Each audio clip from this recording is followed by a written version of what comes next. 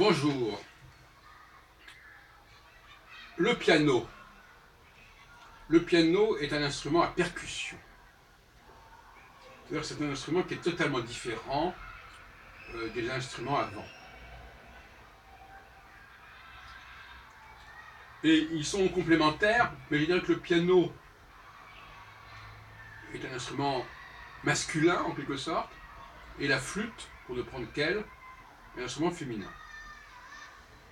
Et en ce qui me concerne, vous savez que j'associe systématiquement dans mes compositions le piano avec le sifflement et avec aussi des formes de vocalises. Mais en fait, restons-en à ce binôme piano-sifflement. Quand on siffle, on ne peut pas vraiment dire qu'on est dans la percussion. Je suis désolé, mais bon. Donc, et la percussion, quelle est la partie de notre corps qui capte la percussion?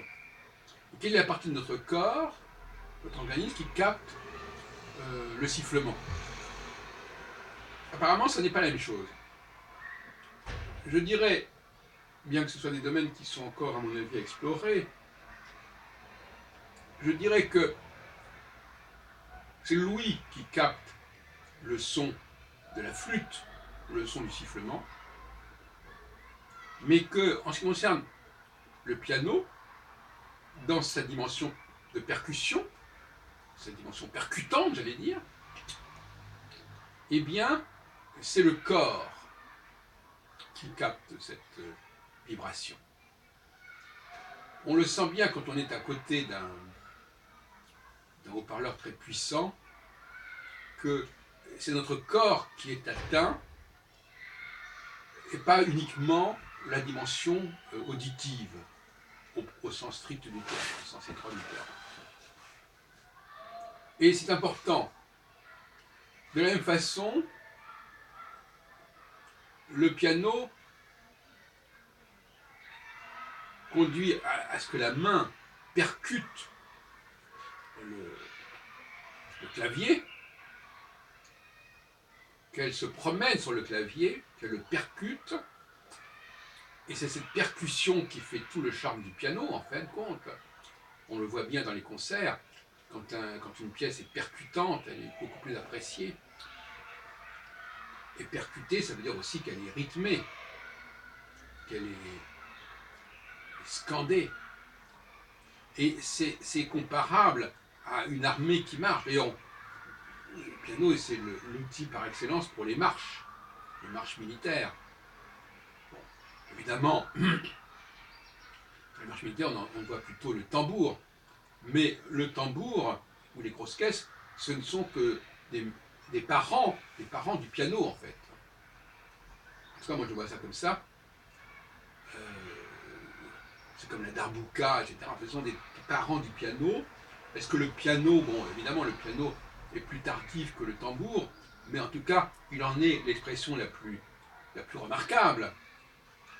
C'est l'aboutissement, c'est le couronnement, c'est l'apothéose de la percussion, le piano. Et, je l'ai dit à plusieurs reprises, les mains qui courent, on dit qui courent sur le piano, c'est un peu comme l'homme qui court sur le sol.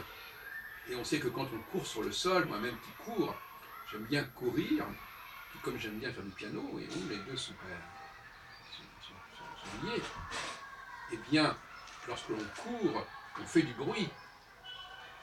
Et on a un rythme quand on court, autrement c'est pas la peine. Donc, courir, c'est aussi une façon d'entretenir son rythme, d'entretenir le sens du rythme. Donc, pour ça que les pianistes auraient intérêt à courir. Et tout ce qui est chorégraphique renvoie à du mouvement, et pas seulement à de l'audio. Donc, la musique n'est pas limitée à la question de l'audio. Il y a un mouvement, il y a un bruit, et le bruit, ce n'est pas seulement de l'audio. Hein. Quand il y a une bombe qui éclate, on le ressent à différents niveaux. Et c'est loin d'être uniquement réservé à l'ouïe, à l'audition. L'autre jour, je posais la question de savoir justement si les gens qui sont sourds captaient éventuellement certaines percussions. Il y aurait des expériences à faire à ce sujet. Enfin, pour conclure, avant de passer à une petite illustration, pour conclure cette masterclass, il est évident que le rôle du piano, du compositeur et de l'improvisateur, c'est de produire du son rythmé, de produire des choses, être dans la percussion. Un pianiste qui n'est pas dans la percussion, c'est pas intéressant. Cela dit, il peut enchaîner, il peut combiner, il peut conjuguer avec le sifflement, s'il veut être lui-même maître de son sifflement, puisqu'on peut à la fois jouer du piano et siffler. Sinon, il est obligé, évidemment, c'est plus compliqué de jouer avec quelqu'un d'autre, mais moi, je conseille plutôt d'apprendre au pianiste à siffler.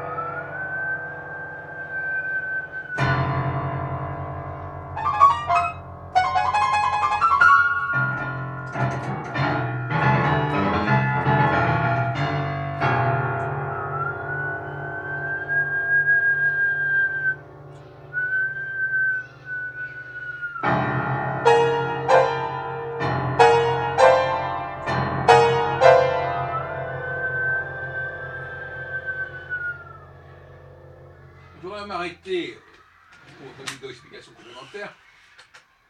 Je pense que d'une certaine manière, le sifflement n'est pas assimilable complètement à la flûte. Il y a quelque chose de beaucoup plus violent dans le sifflement. Il y a une intensité, il y a une vibration. Quand on sait vraiment siffler, moi j'ai développé une forme de sifflement très particulière. Moi, en tout cas, quand je le siffle, je le sens. J'espère que l'auditoire le sent aussi. C'est quelque chose qui est très vibratoire. Et je pense que ce n'est pas ressenti de la même façon que la flûte. Il faut encore une fois travailler sur le ressenti du corps. Qu'est-ce que notre corps capte et à quel niveau il le capte. Et moi je dis que ce sifflement que je produis n'est pas uniquement capté par l'ouïe, mais par tout le corps. Et la voix aussi, je pense que la façon dont je pense que la voix aussi a une dimension de percussion. Ça peut être extrêmement fort, la voix, ça peut être très percutant. Et donc, en quelque sorte, contrairement à ce que je dis tout à l'heure, je pense que les trois modes d'expression que j'ai, qui sont le piano, le sifflement et une certaine façon d'émettre des sons, sont tous les trois liés à la percussion d'une certaine façon.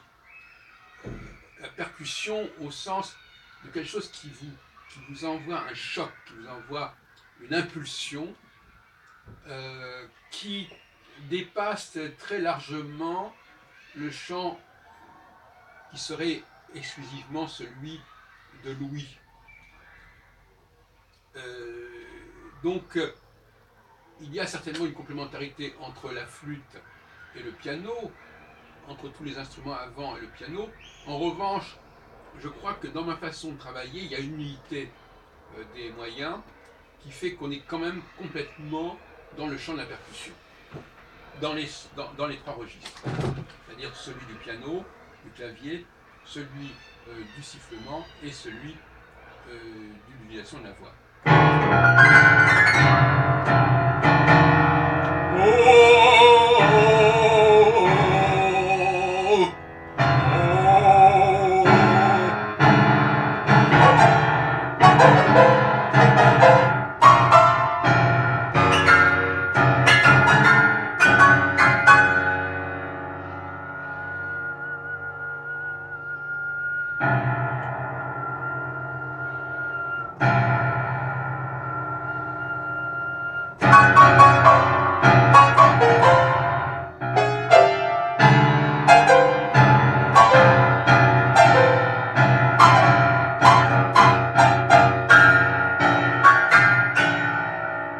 Évidemment, il faut distinguer, je crois, l'enregistrement live et enfin, le spectacle live, où on est proche de celui qui joue, qui produit de la musique, et l'enregistrement qui a pu être fait. Là, je crois que, je me trompe peut-être, je crois que ce n'est pas la même chose. Je crois que les vibrations, le choc, il faut le ressentir en présence de l'instrument et de celui qui joue, et qu'il est probablement beaucoup plus faible dans son impact quand il passe par un enregistrement. C'est une hypothèse que je lance, mais il me semble que c'est une façon aussi de revaloriser, entre parenthèses, l'importance des spectacles live, les spectacles où on voit la personne jouer de la musique, et non seulement en jouer avec des morceaux connus, mais en jouer carrément d'elle-même, comme ça, qui viennent d'elle-même immédiatement. Et là encore, donc à ce moment-là, elle est elle-même sous le choc de ce qu'elle produit, parce qu'elle ne savait pas que ça allait produire cela. Elle est prise dans la dynamique de ce qu'elle va produire, alors que l'instrumentiste banal, il sait très bien ce qu'il va jouer, et le public aussi, hein, en général. Bon. Donc c'est pas du tout la même situation. Il faut créer des spectacles musicaux de haut de gamme, qui soient évidemment plus chers, en tout cas pour une petite élite qui paiera plus cher, et considérer qu'il y a des produits de bas de gamme au niveau musical. Cette notion de bas de gamme et haut de gamme est fondamentale dans tous les domaines. Il faut carrément se mettre ça en tête. Il y a des activités bas de gamme, des activités haut de gamme, et il ne faut pas confondre les deux niveaux, parce que ce n'est pas du tout la même chose, ce n'est pas du tout la même qualité de produit. Les gens qui sont capables de faire du haut de gamme ne sont pas ceux qui font du bas de gamme. Dans le haut de gamme, c'est plutôt les hommes, dans le bas de gamme, c'est plutôt les femmes, etc. etc.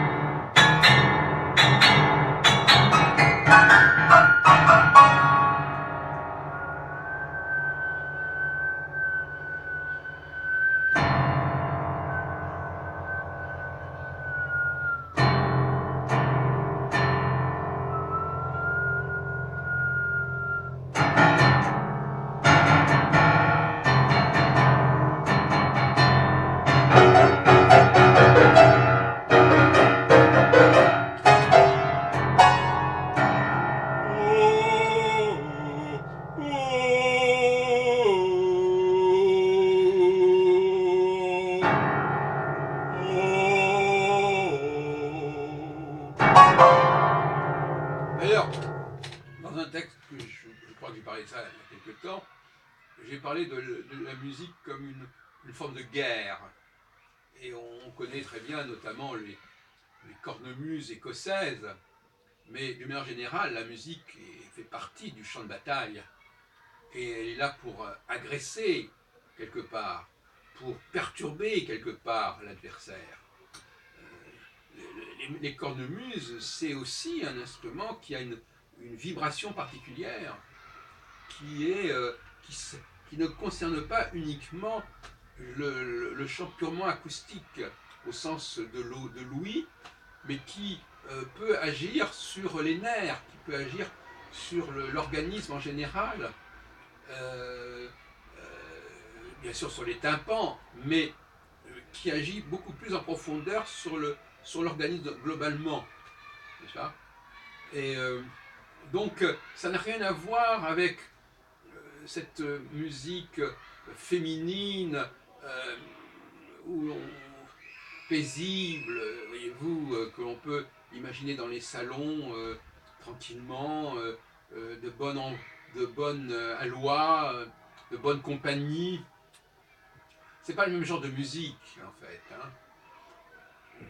Il y a la musique de la caverne, qui est une musique intérieure, de l'intérieur du foyer, et puis la musique des chants, le mot chant, le chant de bataille, le chant, c'est-à-dire ce qui est à l'extérieur, précisément, du chant de bataille qui est une musique beaucoup plus agressive, beaucoup plus percutante, et qui ne concerne pas la même structure sensorielle que la musique plus intimiste et plus douce et plus légère.